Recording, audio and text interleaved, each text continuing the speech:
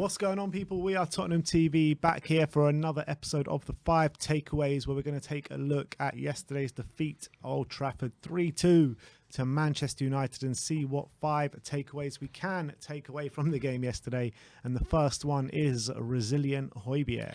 And yeah, and I thought HOJBJERG was probably our strongest player on the day, and I think the stats bear that out as well. He actually completed 4 dribbles throughout the game.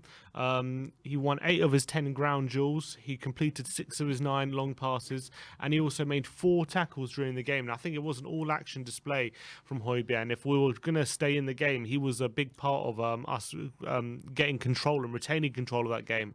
It was just unfortunate that we got outdone like we did, but I actually think Pogba had a pretty quiet game, and I think he was in the centre patrolling things, and he was unfortunate to be on the losing side yesterday. Yeah, completely agree with every word you said there. And also, since coming out the team after a poor performance against Southampton, I feel like he's been definitely on his game and performing at a really high level since then. So keep doing what you're doing, Pierre, because you're definitely one of our definitely since that Southampton game, most consistent performers.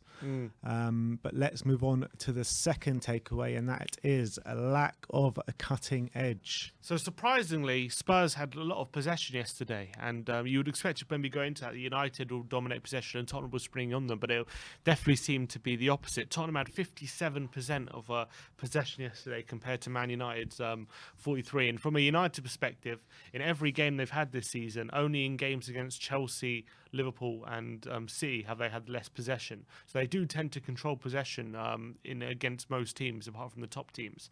So I don't know whether it was a plan or whether Tottenham just did so well pressuring and retaining the ball. That's why they had a little possession. But we just weren't able to really create good quality chances with it. It was our third most passes into the final third under Conte, and yet it was one of the least touches in the penalty area under Conte, which goes to show that we did really well getting into the final third and getting in dangerous positions, but we just didn't have that cutting edge and that quality to get the ball in the box with any serious threat, and that was a big problem. Yeah, I actually think it was more of a plan from Manchester United. I think that coming into the game, people were saying, talking about Cristiano Ronaldo, and when he's in the side, their pressing game isn't really as it is when he's out of the side. And I think that with Ronaldo back in the side, I think it was a concerted effort. And you've seen how Ragnick would have seen how Spurs, how they are when teams sit off them and how they are when teams actually come out, a la Man City and stuff like that. So I actually think it was a game plan from Man United, and a game plan well thought out as well, because that's the way it seems to bode with Tottenham. If you let us have the ball, we can't really seem to do much with it. So I think it was a game plan yesterday. But anyway, on to the third takeaway, and that is crossing problems once again. Yeah, once again. And Tottenham swung 24 crosses into the penalty area yesterday, only one of them being accurate, which is from obviously Reguilon. Reguilon was one of the biggest culprits yesterday, having 8 crosses, only one of them with the assist being accurate, and Doherty having 4 crosses, all of them not accurate. So 11 crosses from our wing backs, and a real lack of quality in the box. And that's a big part of why when we did get into the final third, we weren't able to hurt United, because I did just feel like the lack of ability from a lot of our players was on show. And yesterday, that was a big reason why we weren't able to make the most out of the possession and the good positions we found ourselves in. Yeah, so it's not just Emerson problem and the Crossy problem, is it? No. No, Exactly. But I think you could see it clear yesterday. I mean, I know one cross from Reguilon did find the back of the net, but we had the ball so many times in wide positions, and all it was asking for was a good cross to come into the box for Harry Kane, waiting in there, or even some corners. I know Eric Dyer had a shot cleared off the line from a cross as well, but yeah, it needs to be a lot better. That's the point there. Definitely. Fourth takeaway, and that is consistently inconsistent. Yeah, and it's mad how consistent we are being consistent. I've never seen a team like it. 15 straight games now without a consecutive win. It's pretty much we've had, I think it's been 7 wins and 8 defeats in the past 15 games in all competitions, and I've never seen a team who stand by being as inconsistent as Tottenham are, and it's just you don't know what to think with this team. We played brilliant one game, winning 4-0, then we lose the next against Middlesbrough 1-0, then we win the next game 5-0, brilliant performance, and we lose the next game 3-2. It's so hard to get your head around where this team is at, but all I would say is I think of late performances have been going in the right direction, and that's a positive. But if we can't get the consistency going, it'll mean nothing. Absolutely spot on. And when you're looking at the form, in the last couple of games that we've lost, the Man United game, I think maybe we did deserve a little bit more out of it. Middlesbrough was shocking. Burnley was shocking, but I think that can happen to anyone at Turf Moor, to be fair, the way they set up. So I think that performances have been getting better on a whole, but still, like, we're getting to the crunch time in the season now, so it needs to be a lot better, and it needs to be more consistent. And Conte keeps talking about the ups and the downs and the ups and the downs, and it's just not stopping. It's too just much. not stopping. It's just way too much for our emotions as a fan base.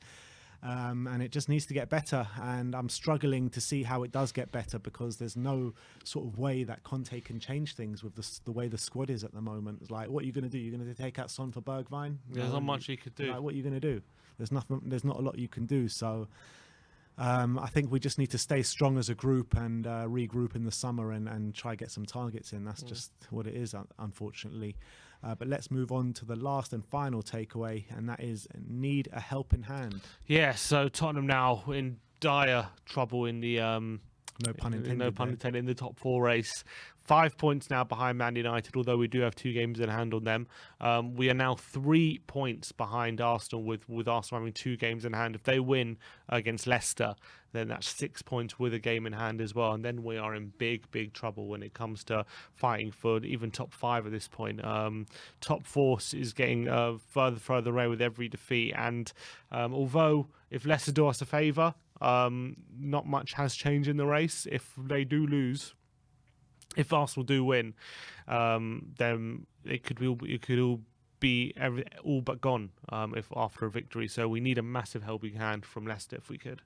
Yeah, and even if Leicester do win this weekend, later today, the only thing I'm kind of clawing onto is that things that do change very quickly in football, and if we do get some sort of a run going from now until the end of the season, then things can change. But I just don't back us to go on that run.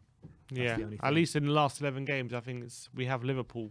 That's the only team in the top 6, and West probably. Ham. Yeah, we have West Ham, we have Arsenal, but in the top we've played Chelsea twice and City twice, so that's what I can cling on. And United twice now. Yeah, but you pointed out the point last week when we were having a big debate about it in the WhatsApp chats as well. It's like, how many times have we been like so far ahead of Arsenal and stuff like that? And how it many just times changes so quickly. I mean, things can change very quickly. Like if Arsenal get a few injuries and they go on a poor run of results, I mean, things can change. But we need these things to go in our favour. True. Let's just hope. Yeah. But anyway, that is our 5 takeaways. Let me know in the comment section below what your thoughts are on our takeaways, and put your takeaways in the comment section below. Like, subscribe and comment. And as always, come on you Spurs.